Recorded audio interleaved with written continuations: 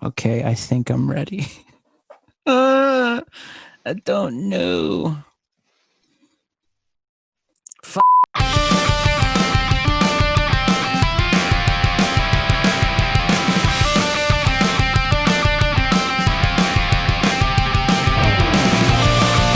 Hey, everybody, welcome back to another episode of Speak Freely. I am, of course, Mr. Freely, joined by always by Mr. Speak. Mr. Speak, how are you? I'm just kidding. I am, of course, David B., and I'm here with my good friend Brian Finyoshi, the other half of Speak Freely. How are you doing today, sir? Awesome. Today, we're... I am Mr. Speak. I do not speak at all. No, I'm doing good. Yeah, we got a fun one today. Oh, guys, we're doing something unprecedented, something that's never been done in the history of podcasts. You're shocked, I know, but let me explain. We are doing the most definitive and absolute Infinity Saga film rankings. I know, unprecedented, shocking, new. Never done before. I'm glad you're here for it. And Yes. Of course, who better to make the most absolute, non-negotiable, you can't argue with us, our word is law list. You know, I'm saying all this, but right before we started recording, I just made this list in like the last 20 minutes, and I am 1,000% unsure of myself. So that being said, we are doing an Infinity Saga movie list. Of course, for anybody who doesn't know, the Infinity Saga are officially what Disney and Marvel are calling the first 23 films in the MCU, the Marvel Cinematic Universe. Mostly because the other movies that were supposed to come out, shocker, haven't come out yet because we're still in a pandemic, folks. So we decided, because me and my good friend Brian have had many a long night discussing films, and now that we have, I would say, a complete picture, right? We have a beginning and end in some form, right?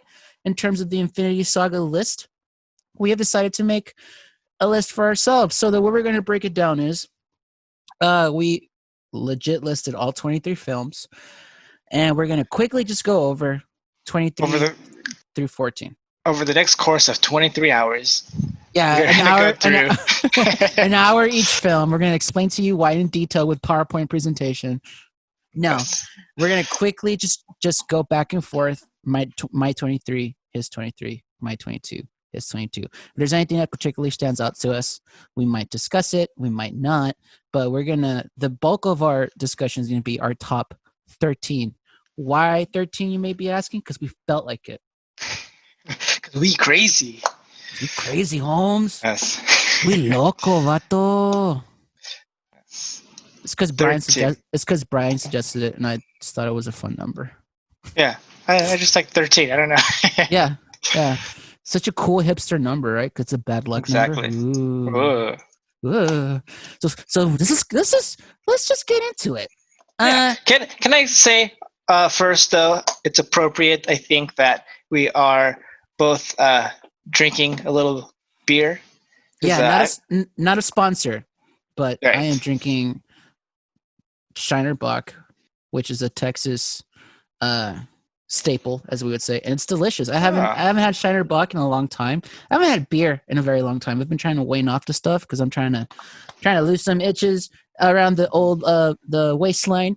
But yeah, my sister bought some yesterday because we had like a little barbecue / picnic in our backyard. We didn't go out, don't worry. And yeah, I'm addicted to this stuff now. It's delicious. So that's what I'm having. Cheers. Very nice. Just going pretty standard Japanese, some Sapporo Light. Oh, Sapporo. Yes. Oh, Sapporo, very good beer. Hi. Oishii ne. Hi. Yeah. Yes. All right, cheers, my man.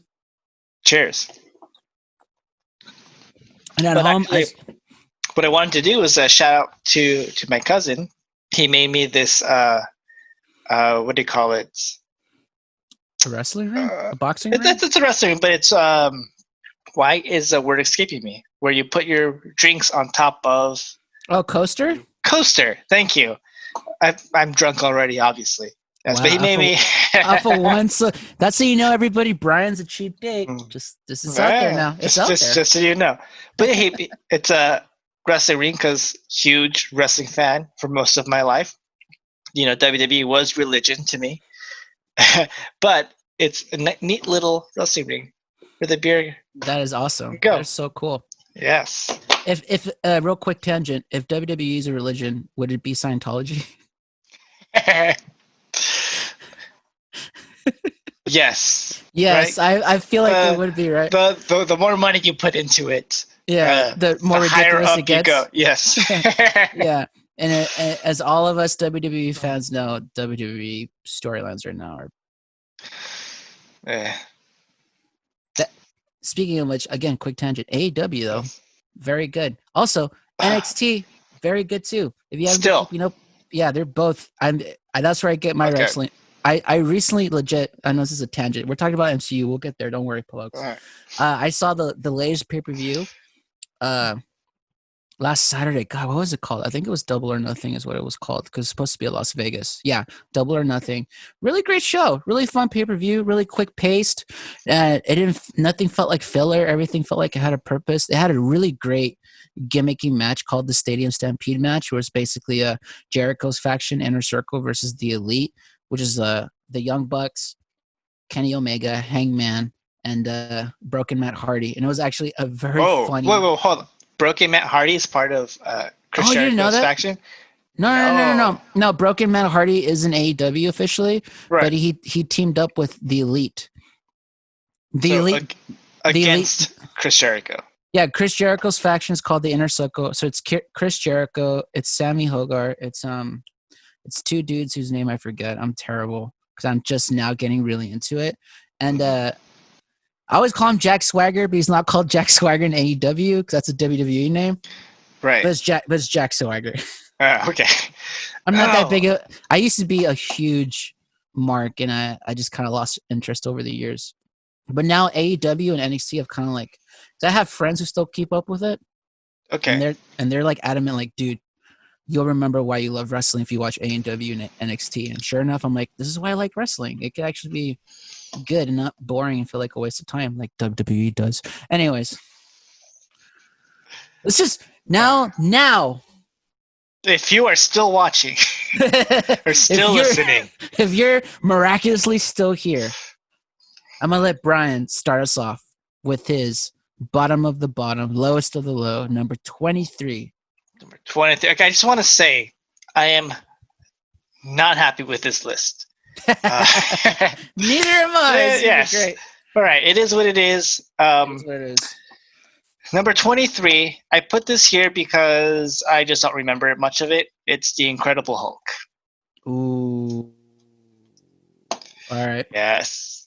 Yeah. It is. It is what it is. I don't know. I don't remember it. I just know it had whatever. Yeah. All right. And again, this is our list. The joking aside, nothing's definitive, right? Everything's subjective. So except that it is. Yeah, except that it is. Your list might look differently. Your list is wrong. Let's just accept it for what it is. Our list is right.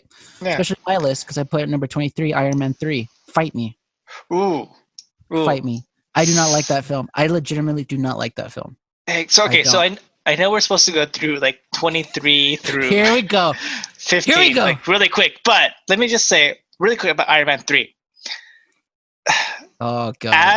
As a film as a film in the Infinity Saga, it doesn't fit. It just doesn't fit, right? As a film on its own, Shane Black, what he does is actually, I wouldn't say clever, but he's trying something different. And I appreciate it for at least that. Different doesn't always translate to better. But he's trying to subvert a lot of superhero things. I understand it, and I occasionally love it when people subvert expectations. That being said, it just, to me, I just don't like it. I don't like I liked the idea of like, oh, Tony Stark has PTSD, but then it never really, I never felt like they really fulfilled that angle with him. I didn't like that he's not Iron Man like at all throughout the film. If any, like for like 5 minutes maybe he's like Iron Man for like a hot second. It should be called Tony Stark the movie. I didn't like the switch of I'm gonna say Mandalorian because I have the Mandalorian in my head. It's not that. Mandarin. The Mandarin, yeah. Oh god. The sea, I No, but don't like the that was looking back on it now. That's actually a pretty smart thing to do because when did Iron Man 3 come out? I have it here. Iron Man 3, 2013. They're not ready to do anything Asian in 2013. Right? That's 7 years ago. I And mean, to tell everyone, hey, we're doing the Mandarin, and then to flip it and be like, hey, just kidding, right? Like everyone was but, expecting something, and then they but didn't get it. That's why they're disappointed. But I'm there- glad that they but didn't do it. no, it's more than that. It's also think about this time in MCU. We didn't have like a good villain yet in the MCU. Mm. Just think, just think about it, right? Iron Man 3 came out what?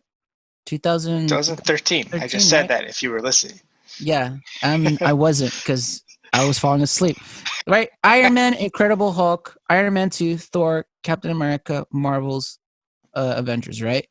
Up to that point, all of the villains have either been killed off or they've been generic tropey one note villains, right? Right? So it's like Mm-hmm. we didn't have a villain, and a lot of people taking the whole political aspects of like I guess technically whitewashing the Mandarin, right? Everyone kind of had high hopes because like they got Ben what's his last name? Ben you Ben know what? King. Ben Yeah, Kingsley? Ben King? Ben Kingsley, right? They Yeah. got him to be the villain, who's a superb actor, unfortunately, whose name I don't recall, right? But and line is it just didn't work for me. I'm sorry. Different doesn't always translate to better for me. So Iron Man 3 is my number 23. Can we please move on? Okay. Number 22. Thor: The Dark World. Again, because I just don't remember much of it. And most people would rank that probably their lowest film, right? Yeah. Number 22 for me, Iron Man 2. Son of a bitch. I'm sensing a pattern here. You just don't like Iron Man. You're gonna be shocked. Oh shit. Okay. 21 for me. Iron Man 2. Yeah, Iron Man 2. It's not that it was, and I wouldn't. Okay, I don't like Iron Man 3, but I wouldn't call it a bad film. I just don't like it. It's not for me. Right. Iron Man 2. It's not a bad film either, but it's not a good film either. It's kind of a mess. Yeah, yeah, yeah. So Yeah, they're trying for things. I think also like Jon Favreau said that he was kind of putting a lot of expectations on himself, and the crew was as well, and so they were trying to do things that just didn't work. didn't work. Yeah. Yeah. My number 21 is Thor: The Dark World. It was okay, slightly forgettable. So yeah. Let's see. My number 20, Avengers: Age of Ultron. Ooh, my number 20 is The Incredible Hulk. Huh. I liked it. I liked Edward Norton in it. Just nothing came of it, unfortunately. Yeah. Age of Ultron for me was a lot of. I mean, one, it's like you have a lot of expectations when you're after coming, after the Avengers and stuff, but it just the villain was kind of flat. It didn't work for me. I felt like he hated the Avengers just because they were the Avengers. There's no real tension. Yeah. Yeah. And also too, I think the downfall of that movie is it's set up to other movies. You know what I mean? That too. Whereas like mostly, right, even like Hulk and Dark World and Iron Man 2 and 3, they're their own individual storylines. Whereas like Avengers feels like the beginning of another storyline, if that makes sense. Like there's a lot of like world building and setup that they just throw into it. Like for example, Thor being in that mystic pool. What is the pool? What is the image about? Yeah. Don't worry about it. Moving on. Right. That was the film. So it was like, yeah. I didn't have it at number 20, but I do have number 19 is Avengers: Age of Ultron for me. So we kind of have a similar bottom five, I feel like. Yeah. Okay, my number 19 is Thor, the first one. Yeah, my number. I don't. Did I say my number 20? My number 20 was Incredible Hulk, and then my number 19 is Avengers: Age of Ultron. So Right. your number 19 is what? Thor, Thor. the first Yeah, one. the first one. It's it was good. I mean, so initially I had this a little bit higher, and then as I kind of rearranged some of the rankings, it just kept dropping and dropping and dropping. Like it's good. I think it does a good job of balancing like the dramatic with the comedy. Mm-hmm. Yeah, Mm-hmm. it just kind of dropped. Yeah. All right, and your number 18 then. My number 18 is Captain Marvel. Aha! Finally, Ah, my number eh, 18 is Captain Marvel as well. oh, there you go. Yeah, it was a fine movie. Yeah, but it's not. Nothing great. Nothing really stands out. It was a little Yeah, bit run of the mill. Like it kind of just followed the formula a yeah. little bit. I love Brie Larson. I loved Jude Law in it. I thought the film was fine. It was just a fine film. Yeah, I like And the Kevin Smith reference. Also, I like. yeah, that was sweet. I like that too, the Mallrats reference. Yeah, but in terms of like amongst the rest of its peers, it's just fine.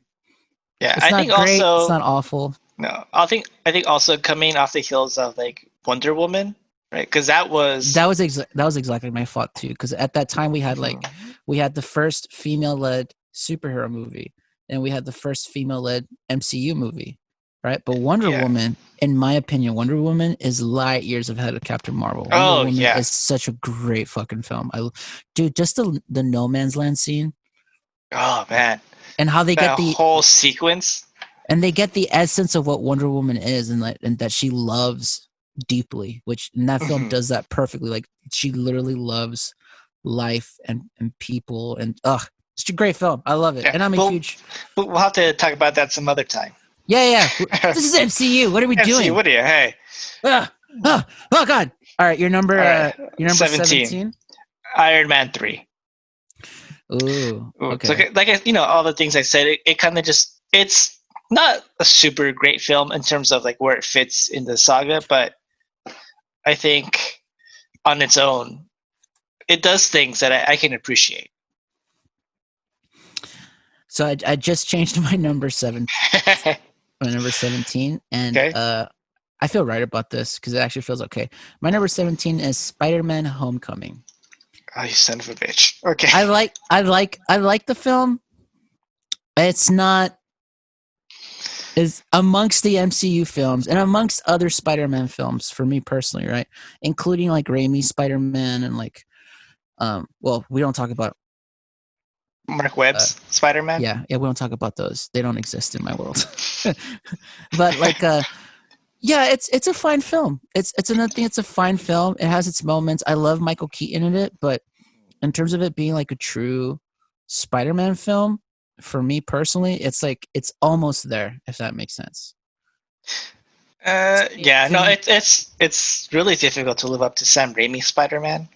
yeah, That's pretty. It's really good in terms of like who Spider-Man is as a character and like what he means to people around him in New yeah, York City, right?